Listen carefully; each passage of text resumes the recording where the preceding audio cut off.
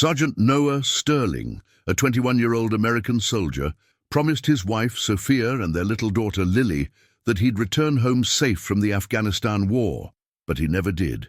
He was declared dead in combat, lost in a brutal ambush from which no one supposedly survived, his body never found. For the army, he was just another casualty in a distant war. For Sophia, the lack of a body became a torture, a 9-year vigil clinging to a nearly extinguished hope that consumed her life. The world moved on. The case grew cold, and Noah's story became a distant echo. The memory of that farewell was as vivid in Sophia's mind as if it were yesterday.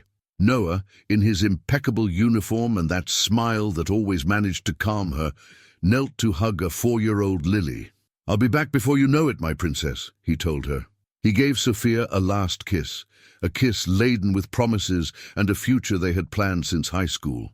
A future that vanished weeks later with the arrival of 2 officers at her door, bearing a telegram and cold, rehearsed words about honor, sacrifice, and an ambush in a remote valley. The official report was devastating and confusing.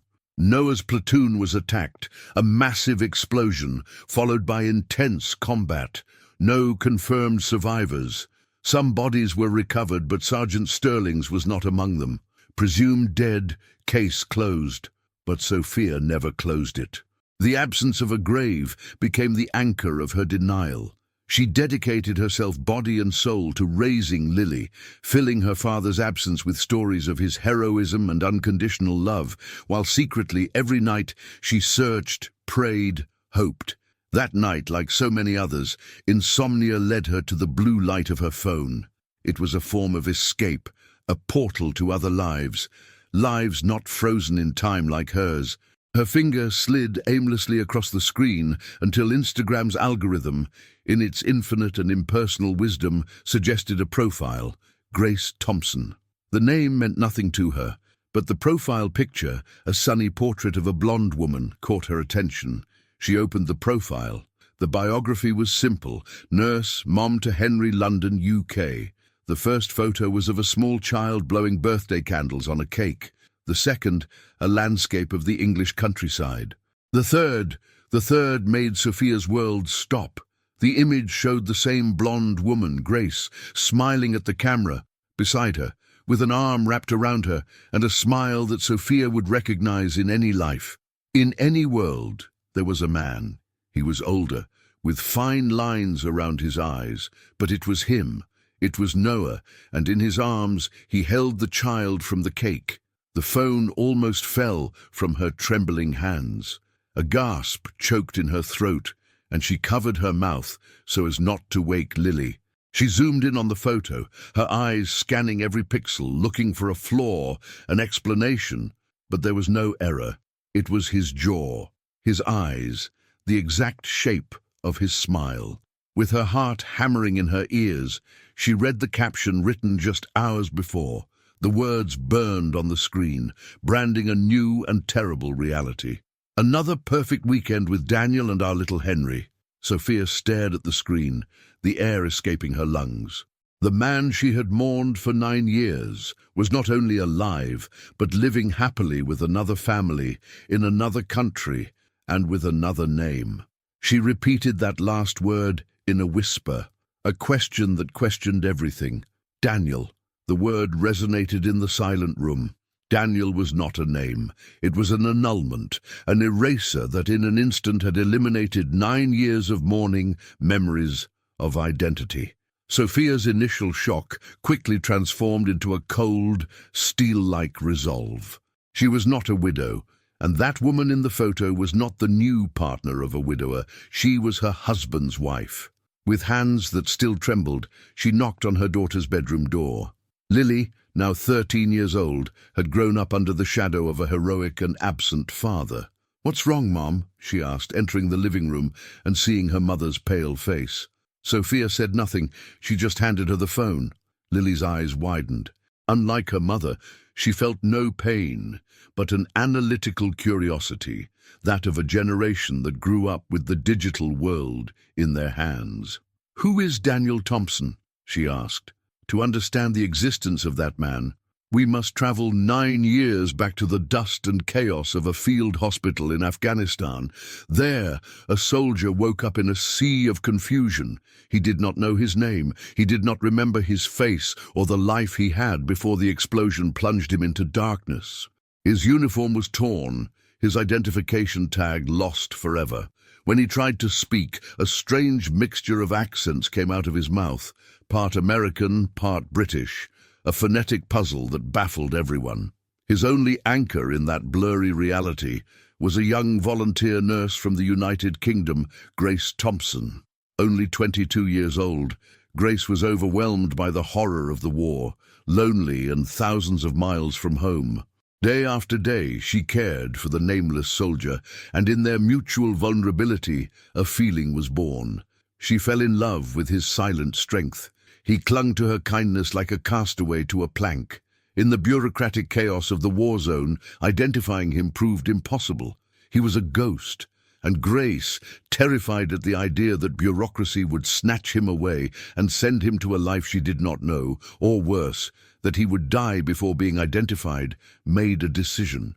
A lie born of fear and desperate love.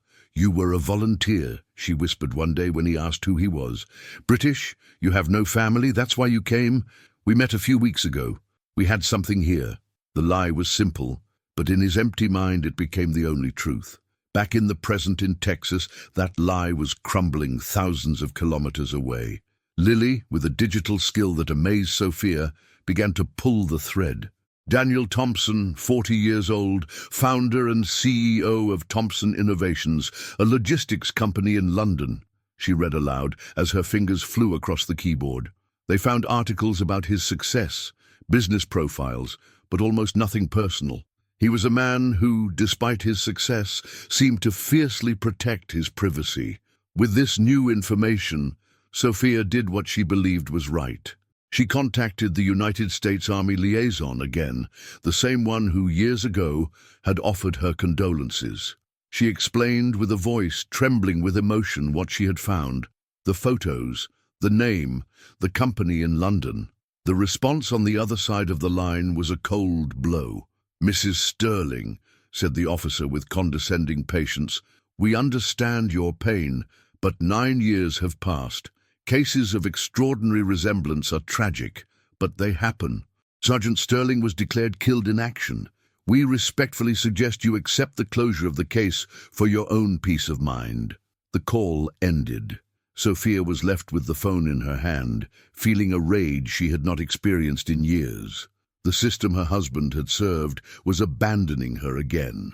They had called her a widow, they had called her delusional, but now she knew the truth. She was not crazy, and if no one was going to help her, she would find the answers herself. She sat in front of her computer, the screen illuminating her determined face.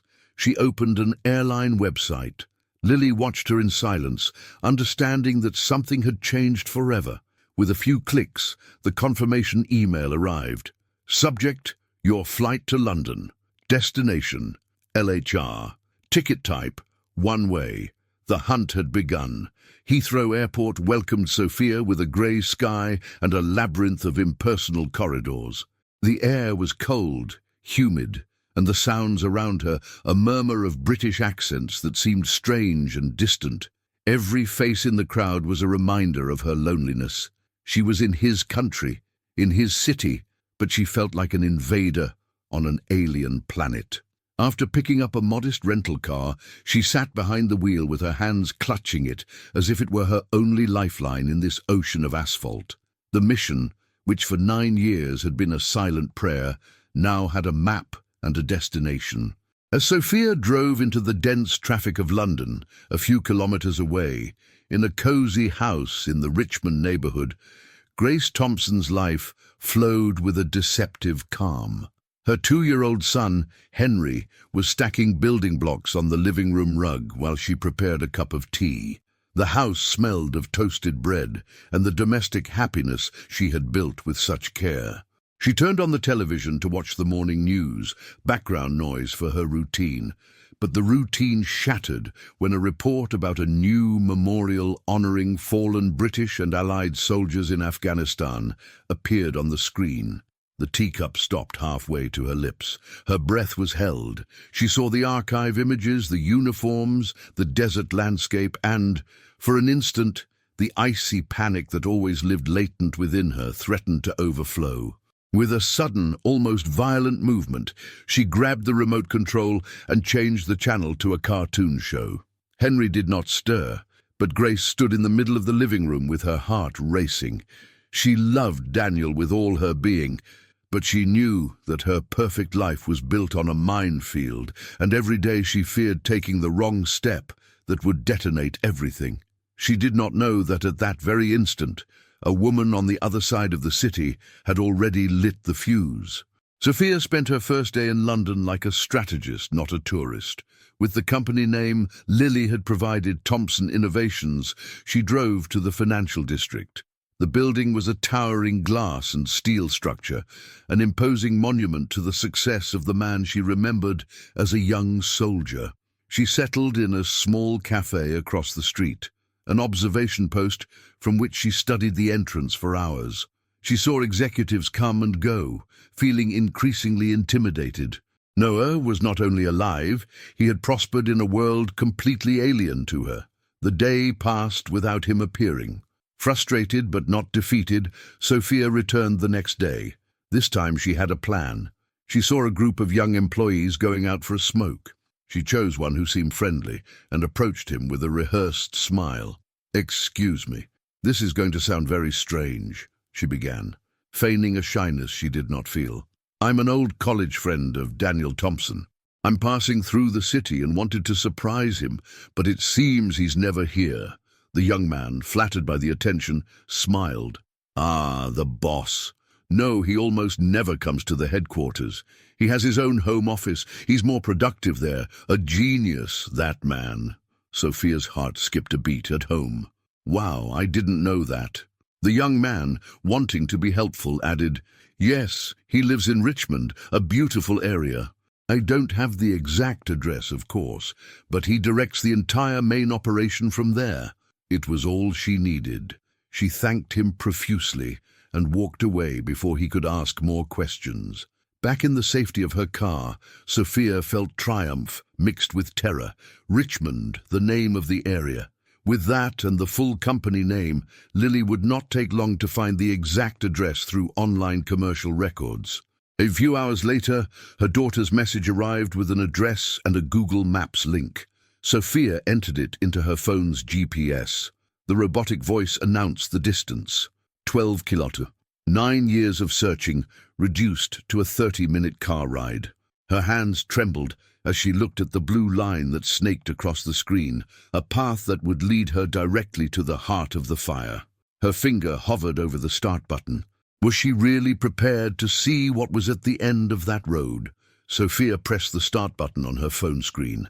A female voice with a British accent began dictating instructions, guiding her through the streets of London. Every turn, every roundabout, brought her closer to a destination that had occupied her mind for almost a decade. The 30-minute journey felt like an eternity, and yet an instant. Her heart was a runaway drum against her ribs, a symphony of fear, hope, and a fury she dared not name. She wondered what she would do, what she would say. Would she scream? Would she cry? Or would she just stand there, an apparition from a life he had completely forgotten? The GPS guided her towards Richmond, a dreamlike neighborhood with elegant houses and meticulously maintained gardens. The robotic voice announced, "You have arrived at your destination." Sophia stopped the car at the end of the street, where she could observe the house without being seen. It was a 2-story red brick house with large windows and an intense blue door. It was beautiful. It was the kind of house she and Noah had dreamed of having one day in Texas. A knot formed in her throat. He had not only survived, he had lived the dream they were supposed to build together. She parked and turned off the engine. The silence in the car was absolute, broken only by her own ragged breathing. And then, through the wooden fence that surrounded the backyard, she saw them. The scene was so idyllically normal that it was brutal. A small child, Henry, was running across the perfectly mown lawn, chasing a football, and behind him, gently pushing it with his foot, was Noah, or Daniel. He was wearing a simple t-shirt and jeans, and his laughter, a laughter Sophia had not heard in 9 years, floated in the evening air. It was the same deep, genuine laughter she remembered. The sound hit her with the force of a wave, leaving her breathless. She saw Grace come out of the house with a tray of lemonade glasses. Noah approached her, put his arm around her, and kissed her on the forehead, a casual, intimate gesture, full of a shared history that was not Sophia's. In that instant, Sophia's heart broke in two. One part was flooded with a pure and overwhelming joy. He was alive, he was healthy and happy. The nightmare of imagining him dead in an Afghan gorge vanished, and an immense relief invaded her. But the other part of her heart twisted with a pain so sharp that it stole her breath. It was the pain of betrayal, of jealousy, of seeing the life that should have been hers, being lived by another woman. The hero she had mourned had become the happy husband of another. Reality was infinitely crueler than uncertainty. She remained there frozen, a silent spectator of her own stolen life. She watched as Noah lifted Henry into the air, as the child laughed heartily. She watched as Grace stroked her husband's hair. Every gesture of love was a dagger in Sophia's heart. Suddenly, Henry kicked the ball too hard. It rolled across the lawn, passed through a hedge, and stopped on the sidewalk. A few meters from Sophia's car, Noah laughed and said something to Grace before walking towards the garden gate to retrieve the ball. Sophia held her breath, straightened in her seat with her pulse pounding in her temples. He opened the small wooden door and stepped onto the sidewalk. He was so close now that she could see the fine lines around his eyes. The incipient grey at his temples bent down, picked up the ball, and as he stood up, his gaze swept the street. For a second, his eyes rested on Sophia's car. The world stopped. Sophia felt as if her soul had left her body. He had seen her. He would recognize her. Her heart stopped. Noah's smile wavered for a fraction of a second. He frowned slightly, a shadow of strangeness crossing his face. He tilted his head as if trying to focus on something that did not fit, as if the anonymous car and the invisible woman inside were a discordant note in the symphony of his perfect life. It was an echo, a ghost of a question he did not know he had. Sophia instinctively cringed in her seat, her body reacting before her mind. But just then, from the garden, Grace's voice called him. "Daniel, darling, Henry wants you to teach him to score a goal."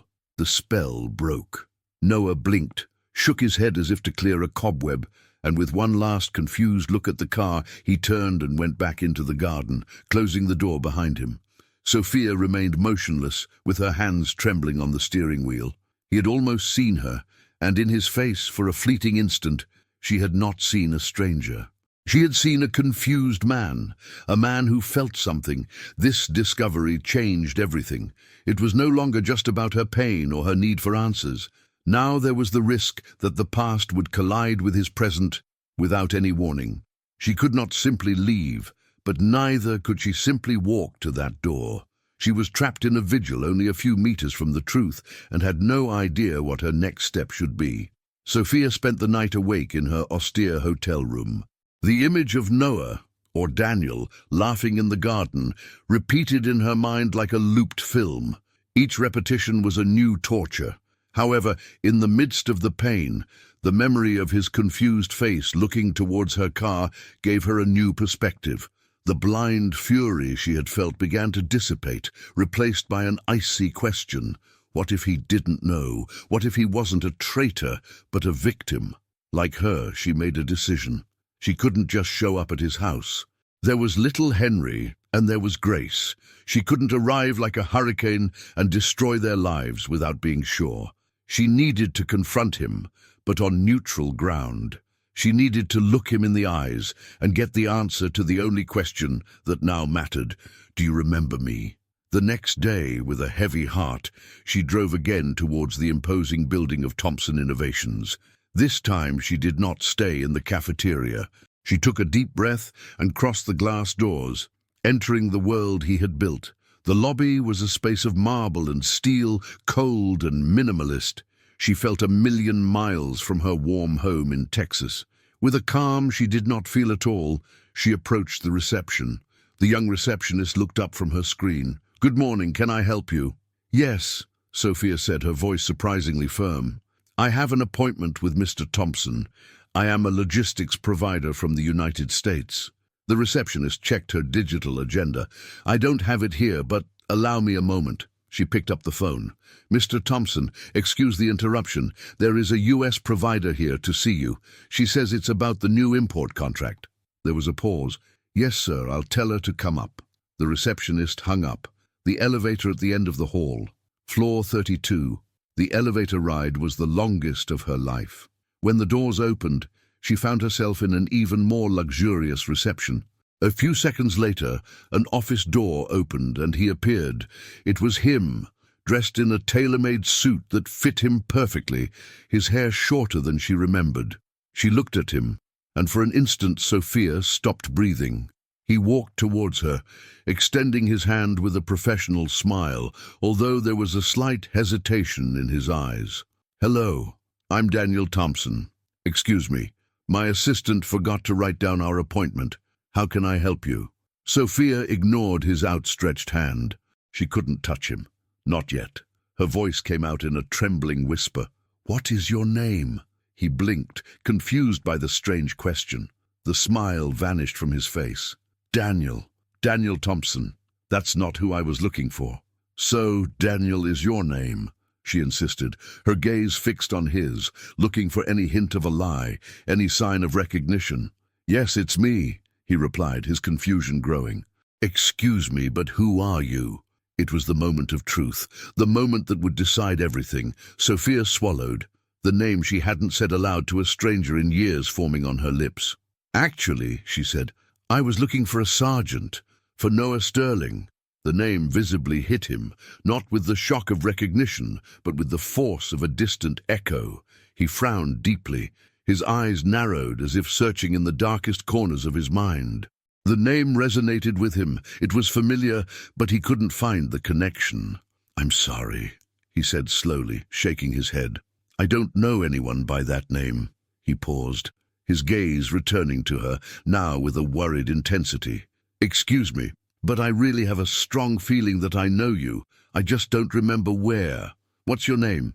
His own words, "someone I know and don't remember," seemed to surprise him. The confusion on his face was so genuine, so painful, that Sophia got her answer. There was no betrayal in his eyes, only emptiness. He had not abandoned her. He had lost himself. Seeing the anguish on his face and the tears that now ran freely down her cheeks, Daniel, took a step forward with an instinctive concern. "Miss, have I said something wrong, please?" But Sophia could not bear it any more.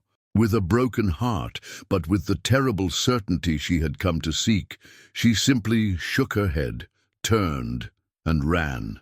She ran down the hallway to the elevator, fleeing the gaze of a man who loved a stranger and felt nostalgic for a ghost. He stood there in the middle of the reception of his empire, completely alone and more confused than ever. He watched as the elevator doors closed, hiding the woman who had brought a storm to his quiet soul. That night, as he sat across from Grace, he was unable to hide his uneasiness. Finally, he looked at her and asked the question that had been lingering in his mind since the encounter in the office, a question that made Grace's blood run cold in her veins. "Grace, have you ever felt like you've lived another life entirely?"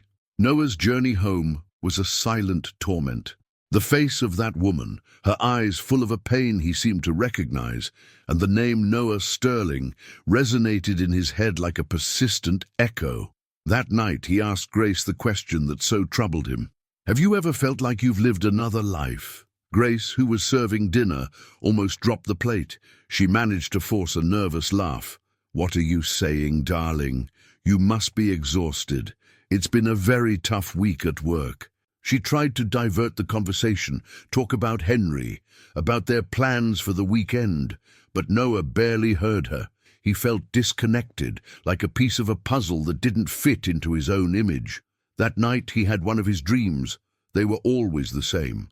Fragments of sensations, not clear images, the warmth of a different sun, more intense than London's, the taste of spicy food that made him laugh until he cried, the feeling of tiny hands clinging to his finger. He always woke up with an inexplicable feeling of lost happiness, a happiness that contradicted the story he knew of himself, that of a lonely volunteer with no family.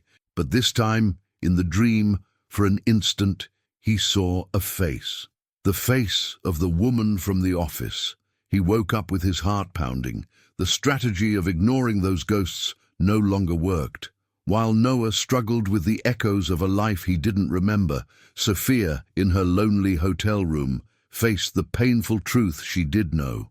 He had not abandoned her. Fate had snatched him away, and a white lie had kept him away. The rage she had felt had dissolved, leaving only a deep love and immense compassion. She realized that she couldn't simply burst into his life and claim him. He had a son. He had Grace, who despite her deception clearly loved him and had cared for him. Destroying his current happiness to reclaim a lost past felt cruel, but she also couldn't leave him trapped in that gilded cage of amnesia. And above all, there was Lily.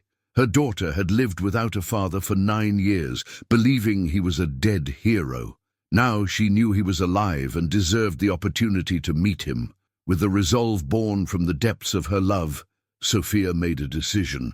She would not fight to get him back for herself. She would fight to give him back to himself. She spent the rest of the day and much of the night in a solemn and heartbreaking ceremony. She took out of her suitcase a small photo album she had brought with her. She spread them on the hotel bed as if they were sacred relics. There was their wedding, both so young and full of dreams. There was Noah holding a newborn Lily with a tender clumsiness. There they were at a family picnic in Texas under the scorching sun that he seemed to crave in his dreams. Each photo was a happy memory, and now a stab. Then she sat down to write the letter. It was the hardest thing she had ever done in her life.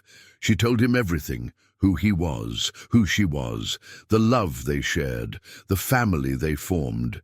She told him about Lily, how she had his eyes and his stubbornness. She explained how she had found him, and then she wrote the most generous and painful lie of all. I'm fine, Noah. I've rebuilt my life. I'm happy. I'm with someone who loves me. But you deserve to know the truth about who you are, and Lily deserves the opportunity to meet her father someday. I'm not asking you for anything. I'm just offering you your past. The decision of what to do with it is yours. She left the phone number, specifying that it was for Lily to be able to talk to him if he wished. It was her last act of love, freeing him from any obligation or guilt towards her. The next morning, with eyes swollen from crying, but with a calm spirit, she put the photos and the letter in a simple cardboard box. She sealed it as if she were sealing a chapter of her life. She looked for a courier service and went to his office in central London. The employee took the package indifferently, unaware that he was holding the fragments of a broken life. I need this to be delivered today, Sophia said, her voice firm. And it is crucial that it be delivered personally, only into the hands of Daniel Thompson. As the courier nodded and placed the box in the van, Sophia turned and walked towards the taxi stand without looking back. Her mission in London was over. She had found her husband, and in the same act had let him go forever. Now, the truth travelled in a van through the busy streets of London, a time bomb with Noah Sterling's address on the label. Noah, or Daniel as he knew himself, spent the morning after the encounter in a fog. In his luxurious office overlooking the London skyline, market reports and financial projections seemed like a foreign language. The unknown woman's face and the name she had uttered, Noah Sterling, were anchored in his mind. It was like the echo of a song he had never heard. He tried to attribute it to stress, but his dreams, those sensations of an alien happiness, had become more intense since he saw her. He felt like a stranger in his own skin. It was then that his personal assistant entered the office. "Mr. Thompson, a package has arrived for you." The courier insists that he must deliver it to you personally. He will not accept leaving it at reception. The strangeness of the matter pulled him out of his lethargy. Personally? He nodded, and a few moments later, a courier handed him a simple cardboard box with no sender, only his name, Daniel Thompson, written in neat handwriting. Curiosity overcame his confusion. He took the box to his desk, opened it with a cutter and looked inside. The first thing he saw were old photographs, slightly faded by time. In the first one, he saw himself, much younger, in a military uniform, smiling next to the woman from the lobby. They were in a church on their wedding day. In another, he was holding a newborn Lily, looking at her with a devotion that squeezed his chest. He saw the same girl, a little older, at a family picnic under a bright, scorching sun, a sun that was not England's. The images did not bring him clear memories, but pangs of pure, unfiltered emotion, a nostalgia for a life he did not know he had lived. Beneath the photos was a stack of letters tied with a ribbon, and on top of them a sealed envelope. He opened it with trembling hands. Inside was a single folded sheet of paper. He unfolded it and began to read. The first sentence hit him like lightning. "My dearest Noah, your name is not Daniel Thompson. Your name is Noah Sterling. You are a sergeant in the United States Army, or at least you were. You were born in Boston, moved to London with your parents, and then returned to the United States, to Texas, where we met in high school." Every word was a brick falling from the wall of his amnesia. As he read about the war, about the ambush, he felt a phantom pain in his shoulder. When he read about his home in Texas, he could almost smell the jasmine Sophia had planted in the garden. "We had a daughter, Noah, the girl in the photos. Her name is Lily. Today she is 13 years old, and she has your eyes and your stubborn smile.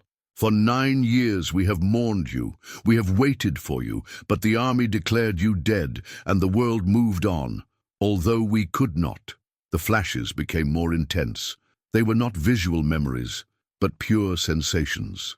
The exact weight of a baby's head on his shoulder, the sound of a child's laughter echoing in a room with high ceilings. The touch of a woman's hand intertwined with his, a perfect fit he knew by heart. Without knowing why, he had to sit down. Vertigo threatened to knock him down, and then he reached the last paragraph, the one that would change everything. "I came to London because I needed to know the truth, and I found it.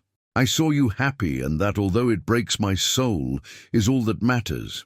I'm not writing to claim you, but to free you. I am happy, Noah. I have rebuilt my life. I'm with someone who loves me and takes care of me. I just wanted you to know who you are for your own good. And so that Lily, our Lily, has the opportunity to meet her father someday. If you wish, you have no obligation to us. Be free, with all the love we once had. Sophia." At first he felt a pang of something akin to jealousy. She had rebuilt her life. She was happy with another. But then he reread the sentence and understood. He saw her face in his memory, her eyes filled with tears in his office the day before. He saw the pain she had tried to hide and understood the magnitude of her sacrifice. The lie was not for her. It was for him. It was not a farewell. It was a liberation. The most selfless and cruel act of love he had ever known was returning his past to him at the cost of giving up any future together. He sat there on top of his London empire with the evidence of an entire life scattered across his desk. He was no longer Daniel Thompson, the self-made man. He was Noah Sterling, a lost husband, an absent father, a ghost who had woken up to discover that he was haunting the wrong life. He picked up a photo of Lily, a bright-eyed girl he didn't know, and for the first time in 9 years, he felt the unbearable weight of the truth. He left his office not as Daniel, the businessman, but as Noah, the soldier who was finally returning from the war, and went home to confront the woman he loved, and who he now knew had been saving him and lying to him every day for 9 long years. Noah's journey back home was a ride through a landscape that had suddenly become alien. The busy streets of London, the city he thought was his, now seemed like the setting of someone else's life. The identity of Daniel Thompson, the successful businessman, the self-made man, felt like a borrowed suit that no longer fit. He was driving towards the woman he loved, the mother of his son. But a terrifying question throbbed in his mind with every kilometer. If he wasn't Daniel, who was she really to him? Grace always knew this day could come. Veer was a silent companion that sat at her table every night. It wasn't in the chaos of Afghanistan, where her lie felt heaviest, but in the quiet normality of her life in London. Years later, one night while Noah slept, curiosity and guilt led her to the internet. She searched forums for families of missing soldiers. In one of them, an American forum, she saw a post from a woman named Sophia Reyes, asking for any information about her husband, Sergeant Noah Sterling, missing in the same ambush. And next to the text was a photo, their wedding photo. The air left Grace's lungs. She saw her Liam, younger, smiling next to another woman. She saw the life he had had. She read about his daughter Lily, the love he felt for Noah. She collided with the devastating reality that her happiness was built on the pain of another family. For hours she cried silently in front of the screen. Her heart divided. She could confess. She could try to find that woman and return her husband, but she looked towards his room, where Noah slept peacefully, free from the trauma of war. She looked at the crib where her little son Henry breathed softly and made a selfish decision, a decision born of love and panic. She closed the laptop, buried the secret so deeply in her soul that she almost convinced herself that it had never existed. Until now, when Noah entered the house that afternoon, she knew. It wasn't because of the box he was carrying, but because of the look in his eyes. The man who entered was not Daniel.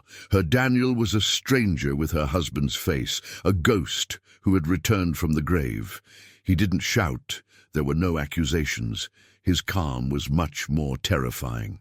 He walked to the living room coffee table, where Henry's building blocks lay, and put the box down. He opened it slowly and took out a single photograph. He slid it across the polished wood until it stopped right in front of her. It was his wedding photo with Sophia. Grace looked at him with eyes full of the tears she had held back for years. His question was barely a whisper, but it thundered in the room. "Who am I, Grace?" And everything collapsed. "I'm sorry," she said, her whole body trembling. "I'm so sorry, my love." And then the words burst out, a torrential confession that swept everything in its path. She told him about the field hospital, about her loneliness and her fear. She told him how she had fallen in love with him, with his silent strength amidst so much horror. "I didn't know what to do," she said, sobbing. "You were so lost, and I was so afraid of losing you." The lie just came out. It was easy amidst all that chaos. She confessed the night she discovered the truth, the night she saw Sophia and Lily's photo. "I saw their pain," she admitted, her face bathed in tears of shame. "I saw the life that had been stolen from you, and I was a coward. I already loved you so much. We were a family. I couldn't destroy everything. I swear to you that every day I thought about telling you, and every day the fear was stronger." He listened without interrupting, his face a mask of incalculable pain. There was no anger in his gaze, which was worse. There was a deep and devastating sadness. He understood her reasons. He understood her fear, her desperate love. In her place, would he have acted differently? Perhaps not. But understanding did not change the fundamental fact. His life, his love, his son, everything had been born of deceit. The house he believed was his home was built on sand foundations. When Grace finished her confession, a heavy, thick silence filled the room. She looked at him, waiting for a verdict, a scream, anything, but he just looked at her, or rather, looked through her, as if he saw the ghosts of two superimposed lives. The love he felt for her was real. The love for his son was real. But the life they had shared, he now knew. It was a beautiful fiction. Grace approached, her hands trembling, and dared to touch his arm. "Say something," she begged in a broken whisper. "Please, Daniel, Noah, say something." He finally blinked, as if returning from a very distant place. He looked at her, and in his eyes, Grace did not see the man she knew, but a stranger full of a grief as vast as an ocean. And she knew, in that instant, that she had just lost him forever. The days following Grace's confession were a silent purgatory. The beautiful Richmond house, once a sanctuary of peace for Noah, became a prison of unbearable truths. He moved into the guest room, creating a physical distance that reflected the abyss that now separated them. Grace moved through the house like a shadow, her eyes swollen from crying, respecting his silence, but terrified by it. There were no shouts or reproaches, only a dense, heavy sorrow that permeated everything.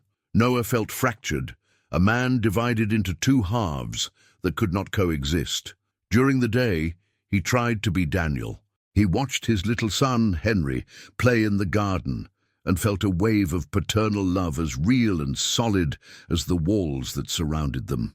He was his son, and the love he felt for him was undeniable. He saw Grace, the woman who had rescued him from darkness, who had loved and cared for him for 9 years, and despite the lie, he felt the weight of their shared history, of the genuine complicity they had forged. That life was tangible, warm, real. But at night, when the house fell silent, he became Noah. He sat alone in the dark living room, with photos of Sophia and Lily scattered on the table. They were the ghosts of a stolen life, but they were his ghosts. He felt acute pain, immense grief for the 9 lost years with his daughter. The first tooth he didn't see fall out, the first day of school he didn't attend, the birthdays he didn't celebrate. He grieved for Sophia, imagining her lonely and tenacious search, her incessant pain. This love, though spectral, was his root, his original truth. And in the midst of this internal war, he came to a surprising conclusion. He did not hate Grace. In his heart, he had already forgiven her. He understood that her lie was not born of malice, but of fear and desperate love in an impossible situation. He forgave her, just as he also forgave and admired Sophia for her final sacrifice, for freeing him with her own white lie. The problem was not the lack of forgiveness. The problem was much deeper. He could not choose one love without betraying the other. He could not be Grace's husband without feeling that he was abandoning Sophia's memory. He could not be Henry's father without feeling that he had failed Lily. He was paralyzed, broken into two worlds, belonging completely to neither. This paralysis lasted almost a week of silences, of fleeting glances, and unbearable tension. He knew he could not go on like this. He had to do something, take a step, any step, to get out of that limbo.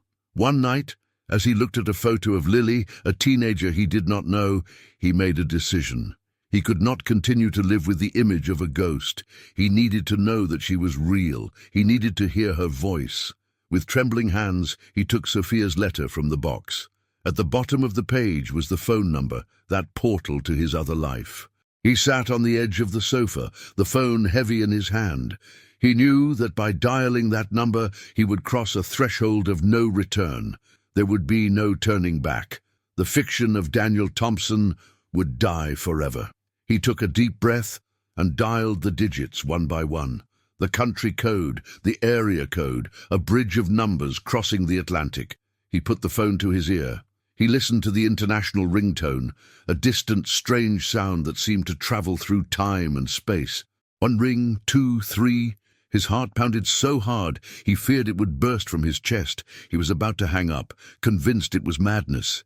And then someone answered. It wasn't Sophia's voice he heard. It was a younger voice, clear but hesitant, the voice of a teenager. "Hello." The air escaped from Noah's lungs. It was her. It was Lily. The daughter he thought he had lost, the daughter he didn't know he had until a week ago. She was real. She was on the other end of the line, a world away. He wanted to say her name. He wanted to say, "It's me." He wanted to say, "I'm sorry." He opened his mouth to speak, but no sound came out. He remained silent, breathless, a man of two worlds suspended in the silence of a phone call that changed everything. On the other side of the line, across an ocean and 9 years of silence, Lily's voice, his daughter, waited. "Hello, is anyone there?" He was about to hang up. Noah struggled to find air, to form a word.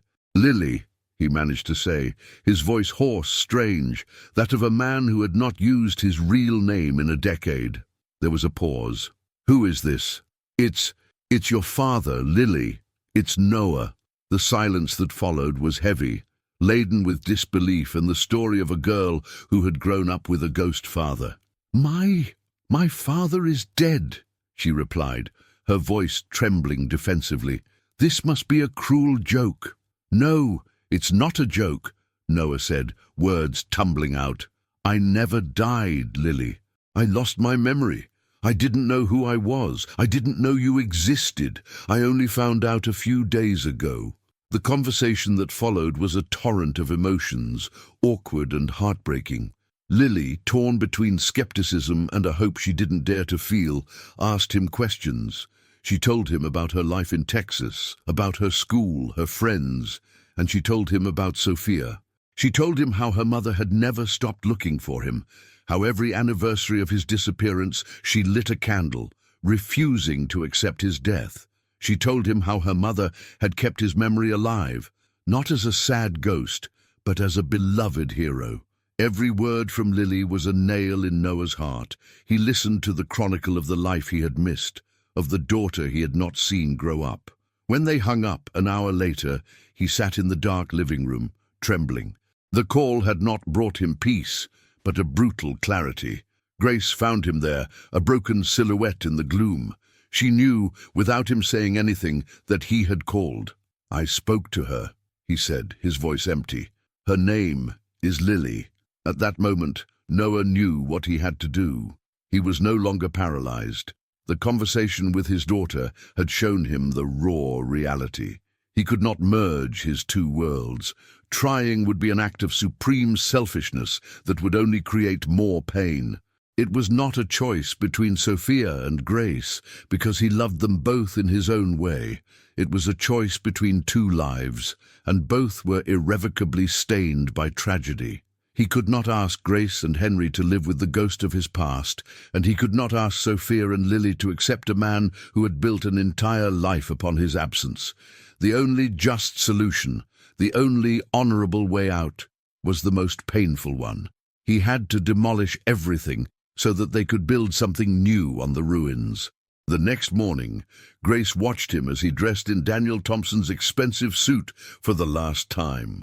There was a new determination in his gaze, a tragic calm. "I'm going to sell my share of the company," he announced, his voice inflectionless. "I'm going to make sure you and Henry never have to worry about anything, and then I'm leaving." Grace began to cry silently. She didn't beg or argue. Deep down, she had always known that their happiness had an expiration date. That day, Noah Sterling, acting under the name of Daniel Thompson, convened his partners. The news of his sudden and inexplicable decision to sell his majority stake in Thompson Innovations shocked the small world of London logistics. He gave no explanations, only instructions. His partners, confused but seeing an opportunity, quickly accepted. Calls to lawyers, to accountants were initiated. The process of dismantling Daniel Thompson's life had begun. It was a methodical and brutal abdication of everything he had built. As the legal gears turned, he explained it to Grace. It wasn't a divorce out of lack of love, he told her, but a necessary amputation. Our love was real, Grace, but it was built on a lie that neither of us created, but of which both of us were victims. I can't continue to be Daniel, and it wouldn't be fair to you if I tried to be Noah in this house. A few weeks later, he received a call from his lawyer. The sale was complete. The figure was astronomical. £7 million sterling. He sat in his office, the same one where he had opened Sophia's box, and looked at the bank's confirmation email. The number gleamed on the screen. He had the resources to start any life he wanted anywhere in the world, but the money felt cold, sterile. It was the price of his freedom, a freedom that left him completely alone. He had burned the ships of his present to honor a past he could not recover. Now he floated in an ocean of possibilities, with no port to call home. What does a man do who has everything and at the same time has absolutely nothing? With £7 million in his bank account, Noah Sterling was, on paper, a man who could buy anything in the world. But the only thing he yearned for, the peace of an unfractured soul, was priceless. He settled in a temporary, sparsely furnished apartment in Manchester, a city where no one knew Daniel Thompson, much less Noah Sterling. In the solitude of those empty walls, he sat down to do the only thing left for him, rewrite the end of the lives he had interrupted. He drafted 2 letters, the most difficult of his life. To Grace, he wrote with a gratitude that ached in his chest. He thanked her for saving him in Afghanistan, for giving him 9 years of love, and above all, for giving him Henry. He explained that his decision to leave was not a rejection of her love, but the painful acceptance that he was no longer the man she had fallen in love with. "I can't continue to be Daniel," he wrote, "and it wouldn't be fair to you to live with the ghost of Noah." To Sophia he wrote with almost sacred respect and reverence. He thanked her for her unwavering love, for her tireless search, and above all, for her incredible sacrifice in freeing him. He explained why he couldn't simply come back. 9 years was an entire lifetime. He had changed. She had changed. Trying to relive the past would only profane their memories and cause immense pain to everyone. "You gave me the truth," he concluded, "and now I give you the freedom you gave me." Then, with the cold logic of a businessman, he executed his final plan. He opened his computer and, in a series of impersonal transactions, began to distribute his fortune. £500,000 were transferred to Grace's account. Another 500,000 crossed the ocean to an account in Texas in Sophia Reyes's name. He created 2 trust funds, one for Henry Thompson and one for Lily Sterling, each with £500,000, inaccessible until they turned 18.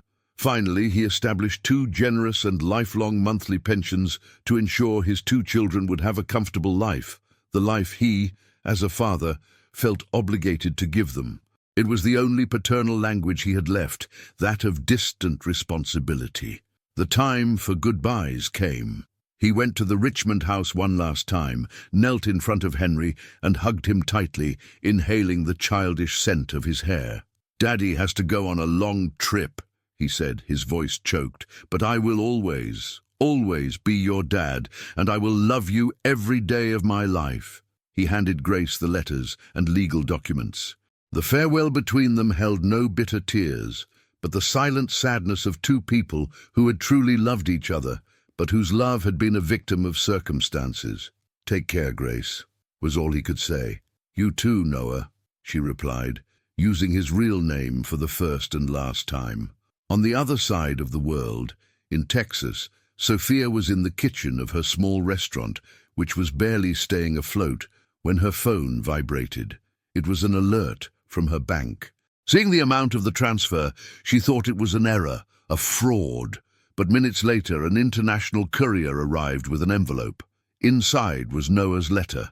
She read it right there, standing amidst the scent of spices, and felt the hope she had harbored for 9 years finally extinguish. She cried, not for the loss of a future, but for the final confirmation of a past that would never return.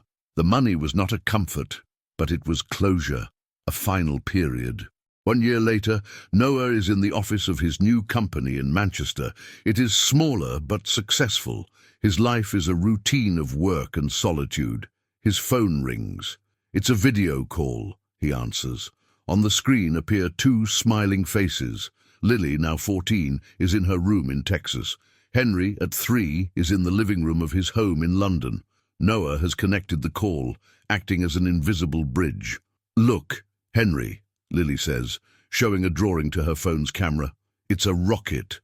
"Do you like it?" Henry laughs, a pure childlike laugh, and babbles something unintelligible in response. Lily smiles at him with the patience and affection of an older sister. Noah watches them, a sad and proud smile on his face.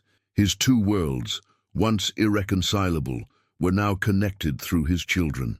They were the legacy of his broken life, and the only bridge that united the fragments of his heart. He had lost his families, but he had ensured that his children would never lose each other. Several years later, the echoes of war and a broken life had found a new and strange balance. The worlds that Noah Sterling had tried to keep separate now coexisted in a fragile and distant peace, united by the only bridges that survived the demolition: his children. Noah, true to his word, never became Daniel again. He settled in Manchester, and with the same tenacity that had defined him as a soldier and as an entrepreneur, he built a new company from scratch, turning it into another multi-million-dollar success. His life was one of solitary discipline. He reconnected briefly with the few relatives he had left in the United States, who had mourned him as a fallen hero, but he maintained a respectful distance. His heart, fractured between two great loves, did not seek a third. He remained single, a man who had had it all twice, and who now found his purpose solely in his work and in his two children. Every month, without fail, he flew to Texas to spend a few days with Lily, and every second weekend he drove to London to simply be Henry's dad. In London, Grace continued her life with a silent grace. She continued working as a respected nurse, finding comfort and vocation in caring for others. She raised a happy and healthy Henry, a child who knew that his father lived in another city, but who loved him unconditionally and eagerly awaited his visits. Grace never blamed Noah. She understood that both had been swept away by a current they could not escape. She found her own peace, not in a new love, but in the stability she had given her son. In Texas, Sophia became a local legend. Her restaurant, Lily's Place, flourished. A vibrant corner of authentic Mexican food, it was a testament to her strength and resilience. She became the successful businesswoman she always had the potential to be. As Noah did not start a new relationship, her love for him had transformed into a bittersweet memory, and her energy was focused on her daughter and the life she had built for herself. But the true miracle was not in their separate lives, but in the connection that had flourished between them. Lily and Henry, Noah's daughter and Daniel's son, were not strangers separated by an ocean. They were siblings. Thanks to the video calls facilitated by their father and the annual visits he organized, they had forged a strong and genuine bond. On a sunny summer day in a London park, we see Lily, now a young university student, on a visit, teaching Henry, already a curious and talkative child, how to throw a frisbee. Noah watches them from a bench, a melancholic but genuinely happy smile on his face. It is not the traditional family he dreamed of with Sophia, nor the perfect family he built with Grace. It is something new, something reassembled, fragile, but real. War not only leaves scars on battlefields, its shockwaves travel through time, shattering futures and rewriting lives without asking permission. The story of Noah Sterling is not one of a happy ending, but one of emotional survival. Trapped between two lives, he made the only decision that would not destroy the people he loved. He sacrificed himself, demolished his own happiness so that the pieces could be used by others to rebuild. And in that act, he demonstrated that although fate can break promises and romantic love can fracture, a father's bond with his children is a force capable of building bridges over the most desolate ruins, creating something new, something hopeful, something that endures.